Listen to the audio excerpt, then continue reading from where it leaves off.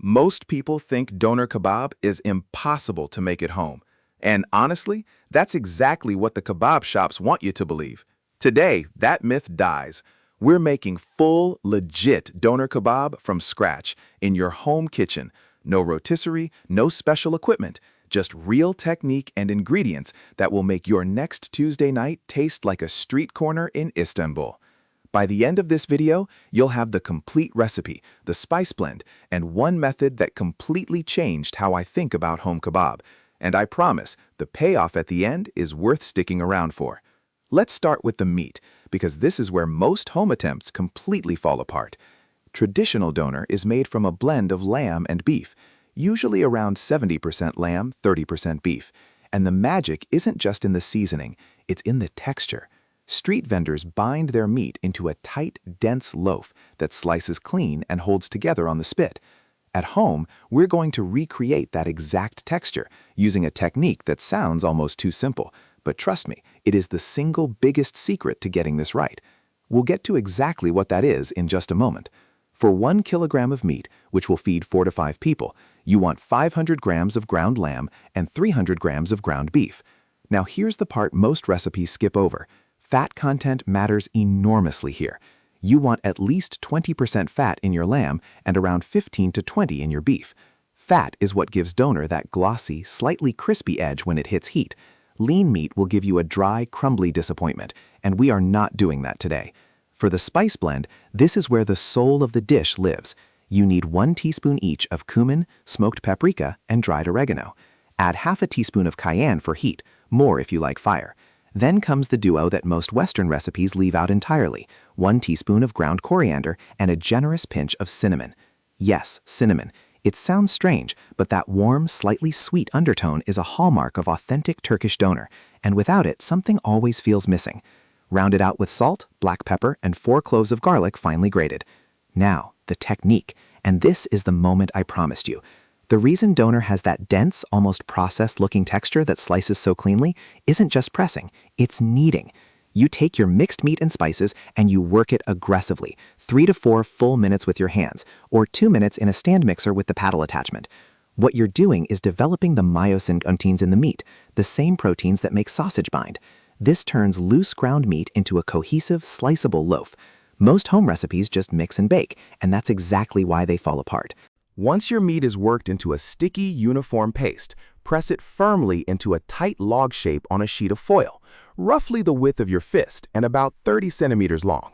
Wrap it tightly and refrigerate for at least 2 hours, or overnight if you can manage it. That rest firms everything up and lets the spices penetrate all the way through. Here's your butcher's secret, and write this one down. Before you unwrap and cook that loaf, place it in the freezer for 30 minutes. A half-frozen loaf holds its shape under high heat and slices into the thinnest, most uniform pieces you have ever cut from home-ground meat. Professional doner slices are paper-thin.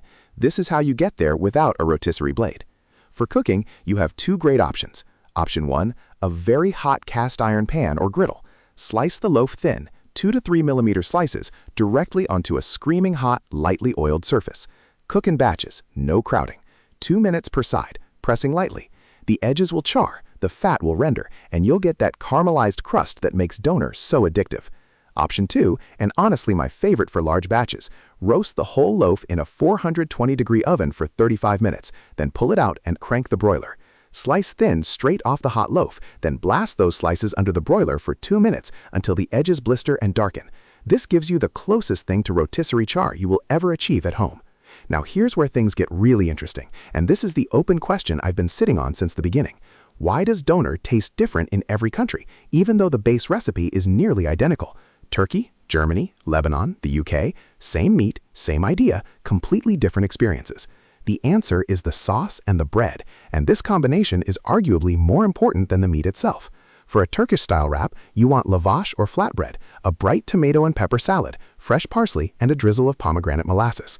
For a German-style dürüm, the version that turned doner into a global phenomenon, you want a thicker dough wrap, shredded red cabbage, iceberg lettuce, tomato, and garlic yogurt sauce. That sauce, 200 grams of full-fat Greek yogurt, 1 clove of grated garlic, a squeeze of lemon, salt, and fresh dill. Stir, taste, and try not to eat it straight from the bowl. For heat lovers, a swipe of harissa or chili sauce underneath the meat turns the whole thing into something genuinely dangerous. Assemble hot. Meat first, then sauce, then vegetables. Wrap tight. And here's the final pro tip that most people skip entirely. Press your assembled wrap onto a hot pan for 60 seconds per side, just enough to toast the bread and melt everything together into one cohesive, incredible bite. That step is the difference between a good doner and one that ruins all other doners for you forever. So what's the most surprising thing we covered today? Honestly, it might be the kneading step. That one technique is the gap between home recipes that disappoint and home recipes that genuinely compete with the real thing. And the cinnamon. Never underestimate the cinnamon. Drop your favorite doner style in the comments. Are you a German dürüm person, or are you going traditional Turkish all the way? I read every single one. If this recipe is going on your weekend list, hit that like button so YouTube knows this kind of content is worth sharing. Subscribe so you never miss a recipe. And next time, we're breaking down the shawarma versus doner debate once and for all, and the answer is going to surprise you.